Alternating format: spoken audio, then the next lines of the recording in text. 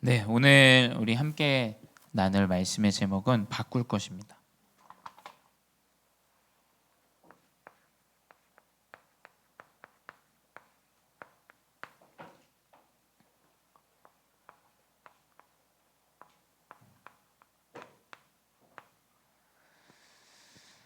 네, 우리 렘넌트들 어떤 삶을 살아야 되냐? 성경 안에서 예수님이 가르치시고 예수님이 행하셨던 그 삶과 그 여정을 우리는 살아가야 됩니다. 예수님이 하신 사역 해야 돼요, 그렇죠? 예수님이 말씀하신 거 우리는 믿고 듣고 마음에 담고 살아가야 됩니다.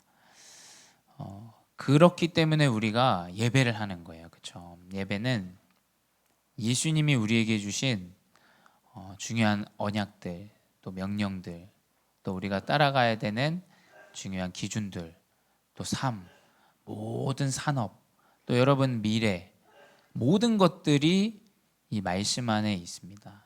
그래서 우리는 예수님께서 하신 말씀대로 인도받는 거예요. 예수님 원하시는 거, 하나님의 계획, 구원의 계획, 이 여정 안에 우리는 인도받아야 됩니다. 그 안에서 사실은 바꿀 것은 딱 하나예요, 딱 하나.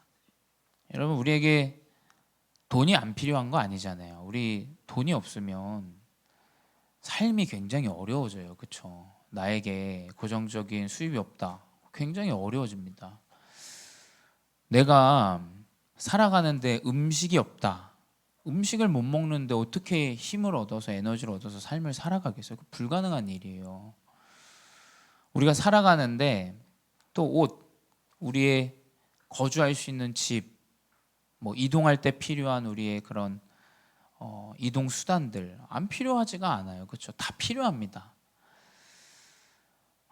복음은, 그리스도 언약은 여러분 그런 걸 다 버리고 속세에서 떠나서 산으로 들어가라, 이 얘기를 하는 게 복음이 아니에요, 여러분. 이 복음은 내가 참을 수 없는데 참아라, 참아라, 참고 견뎌라, 이 얘기가 아닙니다, 여러분. 그건 병나요, 병. 진짜 바꿔야 되는 것은 딱 하나예요. 우리 렘넌트들이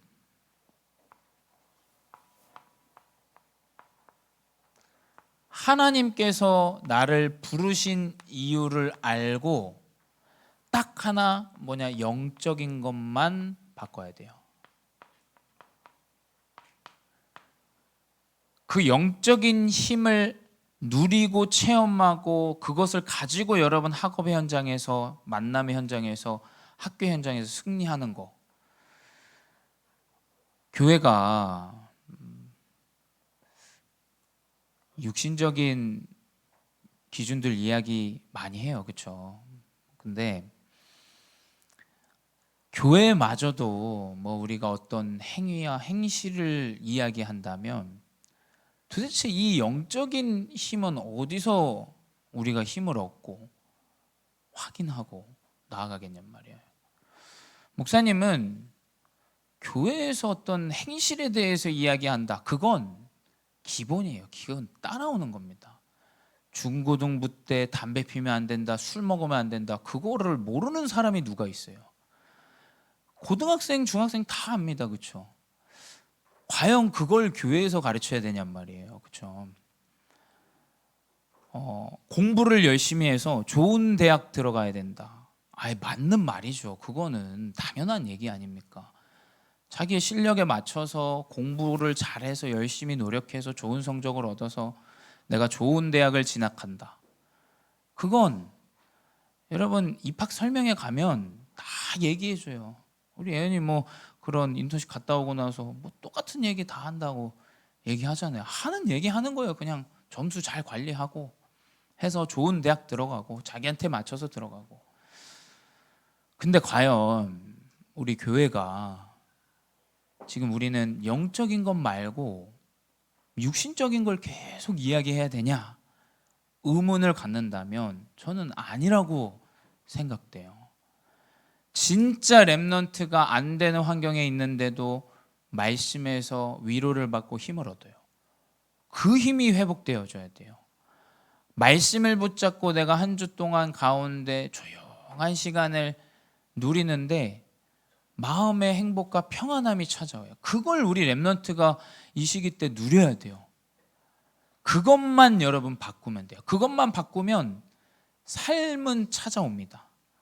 그 전까지는 내가 삶이 되어주지 못했어요. 목사님 이 앞에 섰지만 목사님 바꿀 거 없겠어요? 바꿀 거 너무 많아요. 너무 많습니다. 근데 목사님이 여러분 바꿀 육신의 것들을 이야기하면 그게 어떻게 영적인 부분이겠어요? 영적인 건 뭐냐? 오직 그리스도 언약 안에서 힘을 얻어라. 우리 렘넌트들. 그 언약 안에서 학업해라. 그 언약 안에서 현장으로 나아가 사람을 살려라. 그게 우리 렘넌트들이 바꿔야 될 유일한 한 가지예요. 유일한 한 가지. 그러면 어떻게 되냐? 당연히 여러분을 통해서 살아나요. 그 디모데는 바울 전도자와 함께 전도와 선교의 여정 속에 있었어요. 바울 전도자와 이 렘넌트가 마게도냐 아가야 계속 이 힘을 가지고 있으니까 이 렘넌트 디모데가 무엇이 중요한지를 아는 거예요. 그 언약 안에서 그리스도 복음을 증거하는 이 일 너무 중요하다. 이걸 아는 거예요. 그래서 마게도냐도 함께하고 아가야도 함께해요. 그래서 우리 렘넌트들은 지금부터 잡아야 돼요. 하나님의 계획은 237이에요. 분명히 237입니다. 더 노골적으로 우리는 얘기해야 돼요. 하나님의 계획은 전 세계의 복음이 땅끝까지 증거되어지는 거예요. 하나님의 계획은 저 복음 없는 소수 민족에게까지 복음이 증거되어지는 거. 하나님의 계획은 그것뿐이에요.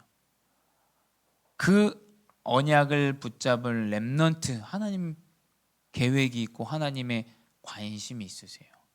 그래서 우리 렘넌트들은 이 영적인 힘으로 디모데와 같이 전도와 선교의 흐름 속에 있어라. 그래서 우리 교회는 그러한 흐름들 가운데 지금 있어요. 주어진 시스템들이나 흐름들이 너무 많이 있어요. 여러분 그 안에서 확인해야 돼요. 그리고 우리 렘넌트들은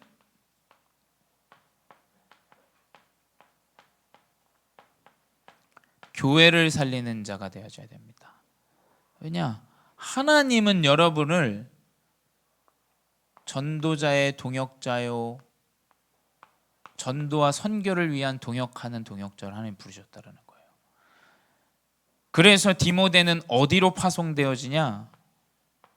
이 고린도 교회에 파송되어져요. 고린도 교회는 어디냐면 너무 어감 좋죠. 고린도 교회. 하지만 이 교회 안에는 많은 문제들이 있었어요. 근데 전도자 바울은 누구를 파송하냐? 디모데를 그 현장에 파송해요. 우리 렘넌트가 영적인 힘을 가지고 전도와 선교 흐름 속에 있는데 전 세계의 어려움 가운데 있는 현장에 파송되어줘야 돼요. 그래서 이 고린도 교회는 어떤 어려움이 있었냐? 사상, 율법, 많은 문제들 이것 가운데 왜 이방인의 복음을 받고 왜 이방인이 교회에 들어와서 말씀을 듣고 함께 하느냐? 그 문제가 자꾸 이 고린도 교회 안에 있었어요. 왜냐하면 유대인들이 자꾸 복음을 막으니까 유대인들에게 복음을 전하는 걸 멈추고 하나님이 다민족들, 이방인들에게 복음을 전하게 했어요. 그래서 이 교회에는 많은 다민족들이 있어요. 그러니까 생각해 보세요, 여러분. 무슬림도 들어와 있고 여러 나라 사람도 들어와 있어요.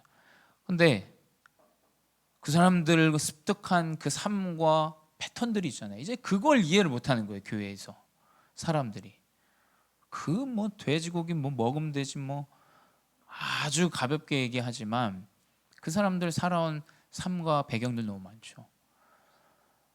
그거 뭐 지킬 거 없어. 맞죠. 하지만 그 안에 그러한 문제들이 너무나 많은데 오직 복음의 힘을 가지고 오직 복음하는 디모데를 하나님이 또 바울이 전도자 그 현장에 보내는 거예요. 살리러 가라, 살리러. 우리 렘넌트는 하나님이 여러분을 부르신 이유 뭐냐? 오직 교회를 살려. 그래서 여러분, 교회 안에 어려움을 가진 자 여러분 돕고 올바로 포럼해 줘야 돼요. 올바로. 그렇죠? 진짜 교회를 살릴 수 있는 렘넌트가 되어줘야 돼요. 진짜 예수 그리스도 복음만이 증거되어 줄 수 있는 그런 교회로. 그래서 하나님이 여러분을 부르신 이유는 이 영적인 힘을 가지고 전도와 선교에 동역하는 동역자를 하나님이 세우시기 위해서 여러분을 부르셨어요. 그래서 근데 이제 우리 렘넌트들 가운데 이제 대부분 그래요. 사역자들도 보면 삶의 패턴이 잘 안 되어져서 어려움이, 아니면 영적인 힘이 부족해서 좀 어려움이 와요. 그래서 그 삶과 영적인 부분만 여러분이 잘 언약 안에서 준비하면 돼요. 그렇죠? 그러면 이제 진짜 엘리트의 여정으로 갑니다. 내 삶에, 그리고 내 영적인 힘에 그 능력을 가지고 여러분 현장을 가야 돼요. 근데 그것을 회복하는 것은 예수님이 우리에게 가르치신 것들을 잘 확인하면 돼요.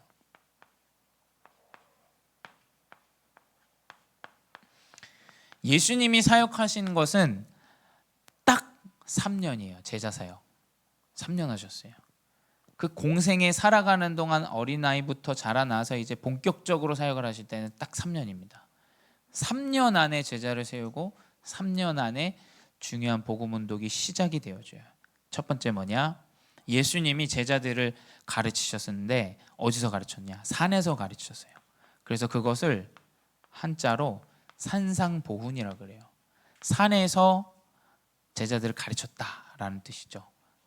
이 산에 제자들을 따로 부르셨어요. 일단 산에 부른다는 건 아무나 따라오는 게 아니에요. 그렇죠?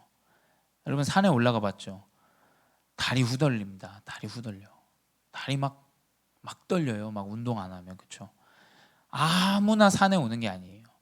하나님이 부르시고 택하신 딱 제자. 그 제자들이 이제 그 힘들고 어려운 산에 함께 올라요. 그래서 그 산에서 제자들에게 이제 제자들이 누려야 될 중요한 언약들을 전달하셔요. 첫 번째 뭐냐? 진짜 복이 무엇이냐? 진짜 복이 무엇이냐? 세상은 뭐 복을 5가지로 이야기해요. 그렇죠? 오복. 5가지의 복이 있어요. 뭐 재물도 있고 건강도 있고 자녀 복도 있고 업의 복도 있고 뭐 5가지 오복을 이야기합니다. 나이가 드신 분들을 대부분 만나보면 건강이 최고야 이 얘기 제일 많이 하셔요. 그렇죠? 건강이 최고. 근데 여러분 복음이 없는데 건강하면 계속 다른 일을 해요. 다른 일. 그렇죠?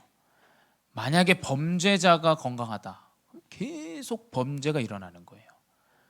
진짜 그리스도 언약을 가졌다, 그 사람에게 건강이 임해야 돼요. 그렇죠? 그게 참된 복이에요.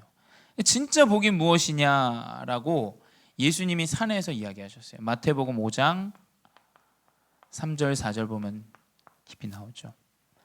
5장에 보면 딱 산에서 다 이야기하셨어요. 예수님이 말하신 복은 좀 세상과 달라요. 심령이 가난한 자는 복이 있나니. 마음에 어려움이 있는데 복이 있대요. 예수님이. 천국이 그들의 것이며 애통하는 자는 복이 있나니. 아니 여러분 생각해 보세요. 아니 기쁜 자가 복이 있는 거지. 마음이 부유하고 마음이 가득 차고 해야 복이 있는 거지. 왜 예수님은 복을 이야기하시는데 심령이 가난한 자, 마음이 애통한 자, 왜 이 복을 이야기하셨냐? 여러분 분명해야 됩니다. 뭐냐? 진짜 복은 내 어려움 가운데 그리스도를 찾고 회복하고 그리스도를 누리는 거예요. 여러분 인생 가운데 많은 어려움들 찾아옵니다. 또 우리 교회 안에도 개인의 문제, 가정의 문제, 또 영적인 문제로 어려움들이 찾아와요. 근데 그 문제는 문제가 아니라는 거예요. 우리가 영적인 문제로 칭했을 뿐이지 그 문제 때문에 그리스도 언약 안에서 구원을 받아요. 목사님도 너무나 많은 영적 문제 지금도 있고 아직도 가지고 있고 너무나 많았어요. 그렇죠? 근데 그 문제 때문에 내가 할 수 없는 걸 깨달았어요. 아, 그리스도 언약 안에 모든 게 다 있구나. 그리스도 언약 안에 참된 평안과 행복과 응답이 있구나. 그걸 이제 하나님이 깨닫게 하시더라고요. 그래서 그 마음이 가난하고 어렵고 문제되어지고 이 애통한 마음이 복이다. 그리고 마태복음 5장 11절에는 나로 말미암아 그리스도로 말미암아 너희를 욕하고 박해하고 거짓으로 너희를 거슬러 모든 악한 말을 할 때에 너희에게 복이 있다. 마음이 가난하고 마음의 어려움, 그리고 심지어 그 문제와 핍박까지 올 때 진짜 복이다. 그래서 이 문제와 어려움들은 여러분 그리스도 언약을 딱 붙잡는 참된 복이 되어줘요. 여러분 그 문제 없으면 분명히 인간은 하나님이라는 존재 찾지 않습니다. 지금 나에게 어려움이 있다. 하나님은 참된 복의 시간표로 우리를 인도하세요. 그 문제 통해서 하나님은 그리스도 구원의 언약을 붙잡게 하세요. 그것 때문에 만민이 알게 해요. 아, 저 집은 그리스도로 구원받은 가문. 저 집은 그리스도 때문에 아무것도 없었는데 살아난 가문. 그거 하나님이 증거로 허락하세요. 그래서 예수님은 제자들을 모아놓고 진짜 복은 너의 마음의 그 문제야. 너의 마음의 그 슬픔이야. 그것 때문에 복을 받는 거야. 내 이름 때문에 네가 핍박받는다. 그것 때문에 하나님은 참된 복과 응답을 주셔. 진짜 복을 가르치셨죠. 그리고 두 번째 뭐냐? 이제 제자들에게 마태복음 6장에 보게 되면 기도를 가르치세요. 기도를. 그 마태복음 6장에 쭉 보게 되면 기도가 나와요. 사람에게 보이려고 기도하지 말라. 사람에게 보이려고 막 슬픈 내색하고 그렇게 이방인들이 하는 것처럼 기도하지 마라. 외식하는 자들이 하는 것처럼 하지 말아라. 너가 기도할 때는 골방에 들어가 조용히 하나님 앞에 서라. 조용히. 여러분, 사람 앞에 우린 기도하는 게 아니에요. 하나님의 언약 안에서 하나님 앞에서 다 기도하는 거예요. 그렇게 기도해라. 그리고 6장 31절에 무엇을 먹을까, 무엇을 마실까, 무엇을 입을까 기도하지 말라. 그 이미 너희 하나님은 그 모든 것을 아시느니라. 너의 문제, 너의 사건 이미 하나님은 다 알고 계신다. 그 문제에 놓고 기도할 필요 없어요. 어찌 보면 여러분 학업의 문제, 여러분 달란트의 문제, 기도할 문제가 아니에요. 아시겠죠? 그거 그냥 내버려두세요. 하나님의 언약을 붙잡고 딱 기도해 보세요. 그러면 하나님 분명히 여러분의 달란트 허락하세요. 마음의 확신 주세요. 하나님 그걸 주시게 돼 있어요. 사람에게 물을 필요 없다니까요. 부모님의 의견은 여러분 참고하세요. 참고. 목사님의 의견 참고하세요. 하지만 진짜 여러분 마음에 확신을 주시는 분은 하나님이세요. 그치? 내 인생의 여정 안에서 나의 가정과 나의 이 여정 안에서 온 이 오늘이 왜 있는가? 그게 이제 기도 응답이죠. 기도 응답. 그 확신을 하나님은 딱 주시게 돼 있어요. 그래서 마태복음 6장 33절에 나옵니다. 너희는 먼저 그의 나라와 그의 의를 구하라. 그리하면 이 모든 것을 너희에게 더하시리라. 여러분 언약을 붙잡고 그의 나라와 그의 의를 구하는 거예요. 그의 나라와 그의 의는 뭡니까? 말씀 붙잡고 그것을 누리고 기다리는 거. 그의 의는 뭡니까? 이 복음이 237과 5,000종 중 땅끝까지 증거되어지는 거. 우리 렘넌트들이 붙잡아야 되는 건 뭐냐? 언약 딱 붙잡으시고 교회 안에 있는 237의 흐름 안에 싹 들어가셔야 돼요. 그 안에 그의 나라와 그의 의가 있어요. 여러분 교회를 이곳에 보내주신 이유가 뭐냔 말이에요. 그 의미를 아무것도 찾지 못하면 이 영적인 의미를 찾기가 어려워요. 왜 나의 가정에 이 문제를 주셨고, 왜 내가 안치홍 목사님을 만났고, 왜 우리가 복음제의 교회에 있고 이 교회가 왜 안산에 있고, 이 의미를 찾지 못하면 그의 나라와 그의 의, 말씀은 듣죠. 앉아서 예배는 하죠. 하지만 너무 동떨어진 기도, 그 기도 응답 가게 돼요. 여러분, 진짜 기도는 뭐냐? 먼저 그의 나라와 그의 의를 구하라. 그 안에 교회, 전도자, 그 안에 말씀, 그 안에 모든 하나님이 원하시는 237과 5천주족 전도운동, 그것이 여러분의 기도이다. 예수님이 제자들에게 이야기하셨죠. 그리고 이제 신앙생활에 대해서 이야기하셨어요. 신앙생활을 어떻게 해야 되냐? 여러분, 신앙생활은 마태복음 7장에 나옵니다. 마태복음 7장 3절. 어찌하여 내 형제의 눈 속에 있는 티는 보고 내 눈 속에 있는 들보는 깨닫지 못하느냐. 여러분, 교회는 평가하려고 모여 있는 자리가 아니에요. 교회는 누군가를 잘못한 걸 드러내가지고 그거를 막 많은 사람들 앞에서 회개해, 그러려고 지금 교회를 세운 게 아닙니다. 그건 재판장에서 하면 돼요. 재판장에서. 교회는 뭐냐? 나를 점검하는 곳이에요. 하나님의 계획이 무엇이냐? 하나님이 나에게 원하시는 게 무엇이냐? 하나님이 우리 교회에 원하시는 게 뭐냐? 내 가정에 원하시는 게 뭐냐? 남의 티는, 이만한 티는 보면서 내 눈에 있는 이 큰 들보는 보지 못하면, 여러분, 그건 신앙생활이 아니에요. 그건 바리새인과 같습니다. 바리새인과. 그 어디 이방인이랑 식사를 해? 율법이 안 된다고 얘기하는데, 그 어디 병든 사람, 가늠한 여자, 그 돌로 쳐 죽여야지. 여러분, 그게 바리새인이에요. 우리 렘넌트들은 예수님이 말씀하신 이 산상보훈의 가르침을 딱 언약으로 붙잡아야 돼요. 교회는 나는 살리기 위하여 있는 자구나. 그렇다면 나 점검해야 될 게 무엇인가? 옆 사람은 여러분 그냥 내버려 두세요. 그냥 두면 돼요. 놔두면 됩니다. 근데 진짜 점검해야 되는 거, 하나님 안에서 나의 인생, 나의 달란트, 나의 여정. 아무리 옆에서 갈고벗고 해도 하나님이 주시는 힘과 능력과 응답이 있다.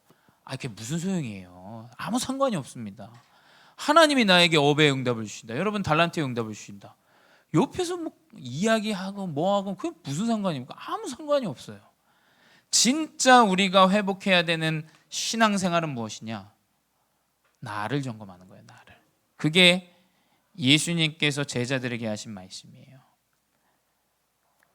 두 번째 뭐냐? 그리고 예수님은 제자 사역을 하셨어요. 제자. 이 산상보훈은 예수님이 산에서 가르치신 가르치심이에요. 그리고 예수님이 하신 사역은 제자 사역이었어요. 11명의 제자를 남겨놓고 가셨죠.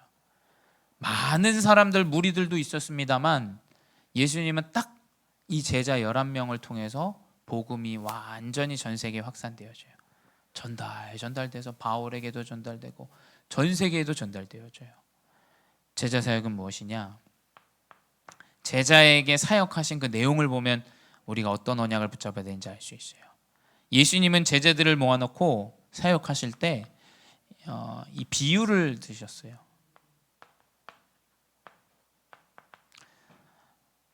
우리 렘넌트들이 붙잡아야 되고 우리 중직자 교사분들이 붙잡아야 돼요.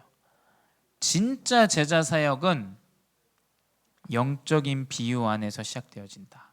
그래서 예수님이 마태복음 13장에 보게 되면 쭉 씨앗에 대한 비유를 하세요. 그 안에서 이야기하시죠. 이게 복음이란 게 들으려고 해도 들려지지 않는다. 마태복음 13장의 이야기예요. 이 복음을 보려고 해도 눈을 뜨고 있어도 보지 못한다. 이 이야기를 17절에 하세요. 많은 선지자와 의인이 너희를 보는 것, 듣는 것을 듣고자 보고자 하여도 보지 못하고 듣는 것을 듣고자 해도 듣지 못한다. 이렇게 이야기하시죠. 이 영적인 건 교회를 오래 다닌다고 볼 수 있는 게 아니에요. 또 교회를 짧게 다녔다 그래서 못 보는 게 아니에요. 이 그리스도의 언약은 어떤 것이냐? 말씀의 뿌리다. 말씀의 뿌리.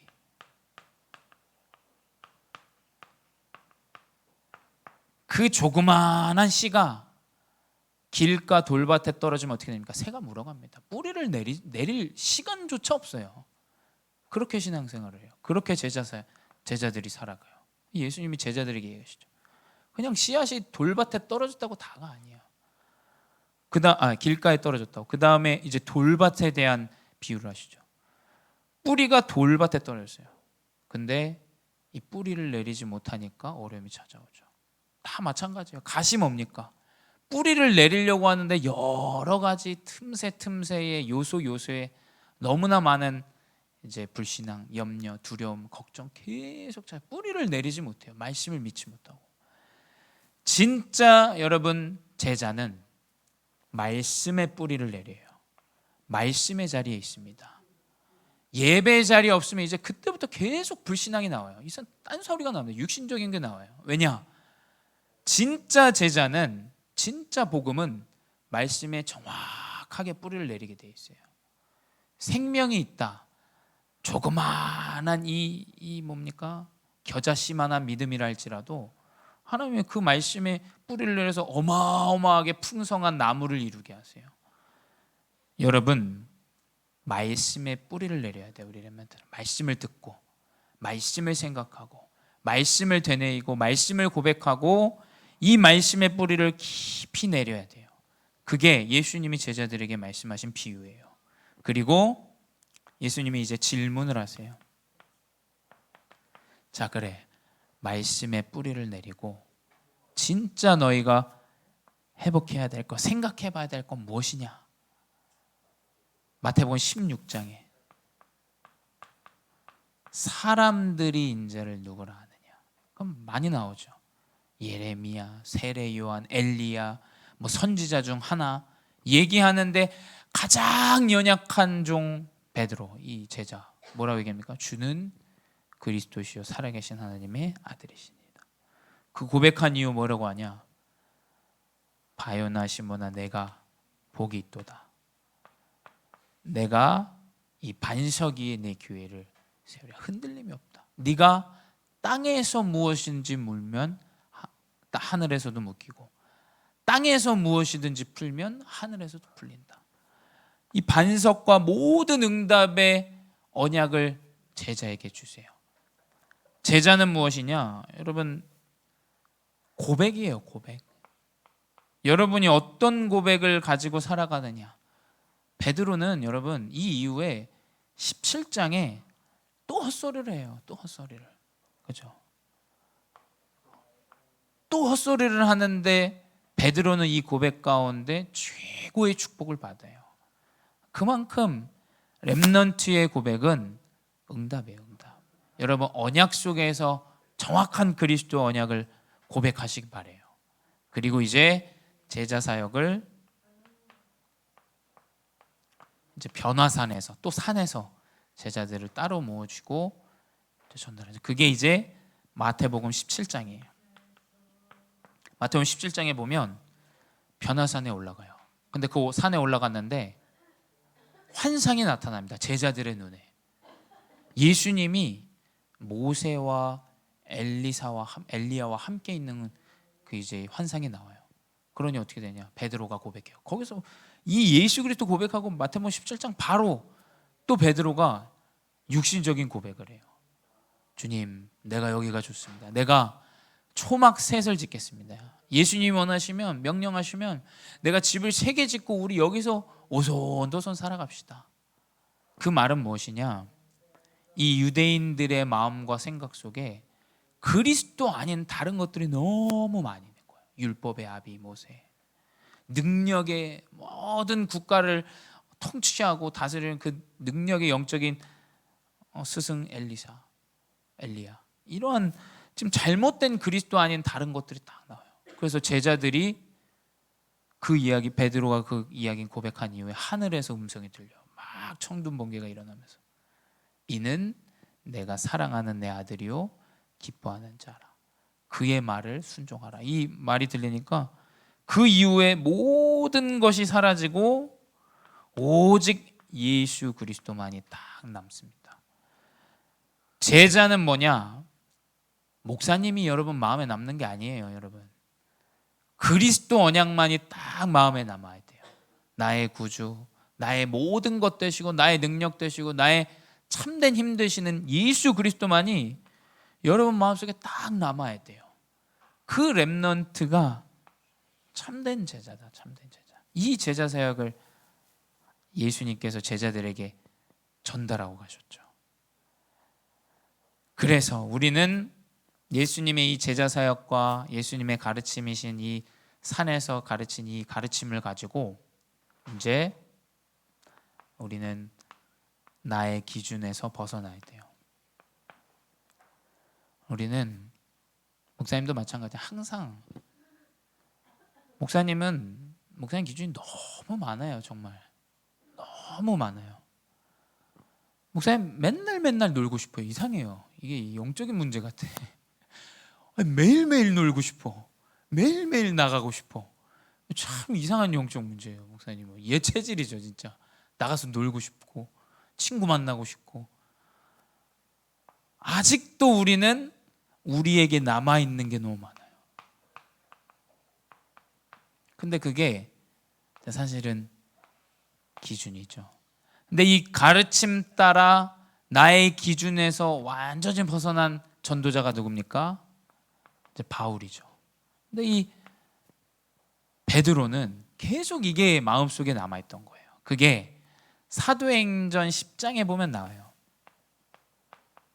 이제 고넬료라는 이 이탈리아, 그러니까 이방인이에요. 이방인이라는 이 백부장, 그러니까 한 지역의 군인을 딱 만나게 돼요. 근데 이 10장에 보게 되면 베드로가 아직도 그 기준이 남아있는 구절들이 굉장히 많이 나와요.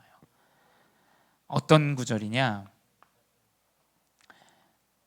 15절에 나와요. 그러니까 내용은 즉슨 꿈을 꾸는데 베드로 앞에 그릇이 딱 하늘에서부터 내려요. 근데 그 그릇 안에 너무나 더럽고 네 발로 기는 짐승, 불결한 짐승들이 그 그릇 안에 있는 거예요. 그래서 베드로는 고백해요. 난 이걸 먹을 수가 없습니다. 이건 너무 더럽고 추악한 이런 것, 이 죄를 내가 먹을 수 없습니다. 이 고백해요. 근데 하늘에서 음성이 꿈에서 들리죠. 15절에 뭐냐? 하나님께서 깨끗하게 하신 것을 내가 속되다 하지 말아라. 그게 뭐냐? 이 베드로 안에는 율법, 사상, 또 그 안에서 살아오면서 배워온 교육들, 이것들이 너무나 많이 내포되어져 있어요. 그러니까 무슨 얘기냐? 하나님께서 이방인이 속되다 하지 않는데 네가 뭐라고 이방인을 속되게 여기느냐? 그릇 안에 어떠한 네 발에 불결한 짐승이 들어있다 할지라도 하나님께서 그걸 먹으라면 끝난 거다, 이 이야기를 하는 거죠. 근데 이 베드로의 마음속에는 너무나 많은 율법, 내 기준, 내 사상, 내 교육. 그래서 그 내용이 갈라디아에서도 나와요.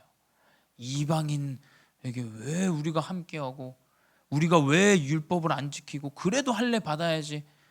계속 그 내용들이 이제 베드로는 나와요. 아직도 예수님의 가르침보다 나의 기준들이 이 베드로에게 많이 남아있던 거예요. 그러니 어떻게 되냐? 결국 이 율법과 사상과 교육 가운데 나의 생각, 내 계획, 이제 이게 더 앞서게 되죠. 이게 더 앞서게 돼요. 여러분, 내 생각보다 중요한 것은 하나님의 계획이에요. 그렇죠? 내 생각보다 앞서야 되는 것은 하나님의 계획이에요. 그래서 어떻게 하냐? 그 꿈 이후에 갑자기 문에서 누가 두들기는 거예요. 알고 봤더니 고넬료가 보낸 종이에요. 고넬료는 아까 얘기했듯이 이방인 군인입니다. 군인. 그 군인의 집에 가서 이 꿈을 해석해서 군인의 집에 가서 이제 복음을 전해요. 그 가문이 이제 복음을 받습니다. 그래서 그것 때문에 사도행전 11장에 보게 되면 또 유대인들 앞에서 치리를 받아요. 왜 그 이방인들과 함께하냐?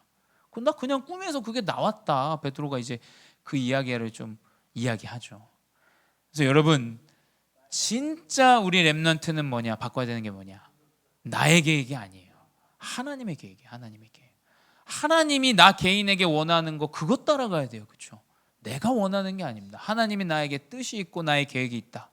우리 렘넌트는 그것 따라가는 자가 돼야 돼요. 그래서 우리는 이 영적인 힘으로 싹 바꿔야 된다는 거예요. 그 힘 안에서, 그 능력 안에서 하나님이 하시는 거.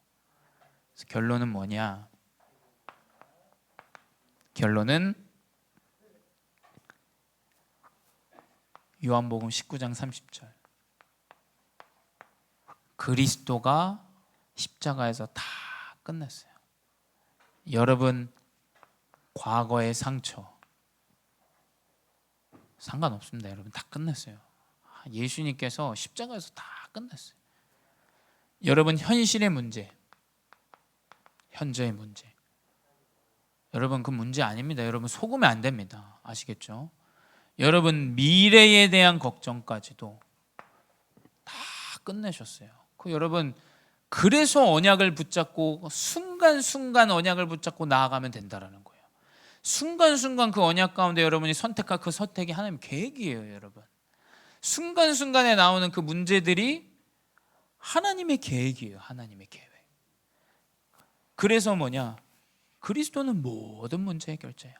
심지어 목사님이 많은 미래 문제들을 나타내요. 또 여러분 렘넌트가 미래에 많은 문제들이 나타난다. 심지어 감옥에 가는 일들이 나타나도 그 문제는 끝난 거예요. 여러분 그게 여러분 그리스도의 언약이지. 아유 그래도 이게 아니지. 여러분 그리스도가 십자가에서 다 해결하셨어요. 아시겠죠? 그 렘넌트는 하나님이 마음에 확신을 주세요. 왜냐? 아니 과거 현재 미래 다 맡기는 렘넌트인데 확신 안 주시겠어요? 그래서 사람에게 물을 필요 없다라는 거예요. 목사님에게 묻지 마세요. 목사님 모릅니다. 목사님은 그냥 언약을 전달할 뿐이에요. 여러분 언약 붙잡고 딱 기도 속에 있는데 하나님 확신 주세요. 그게 하나님의 자녀죠. 그래서 여러분 과거에 지었던 죄, 현재에 짓는 죄, 미래에 지을 죄까지도 이미 끝났어요. 그게 그리스도 언약 안에 다 해결되어졌다라는 언약을 붙잡고 여러분 하나님의 계획 속으로 들어가는 귀한 전도자 되시기 바랍니다. 기도하겠습니다. 사랑의 하나님 감사합니다. 우리는 연약하고 부족합니다. 그리스도가 없이는 불가능합니다. 그리스도가 나의 구주요 나의 모든 것임을 고백합니다. 주님, 나의 인생의 여정 가운데 오직 그리스도만 회복되어지게 하여 주시옵소서. 그리스도만 전달되는 전도자 되게 하여 주시옵소서. 그리스도 언약 안에서 참된 힘을 누리는 귀한 은혜를 허락하여 주시옵소서. 지금도 살아계신 주 예수 그리스도의 이름으로 기도드렸사옵나이다. 아멘.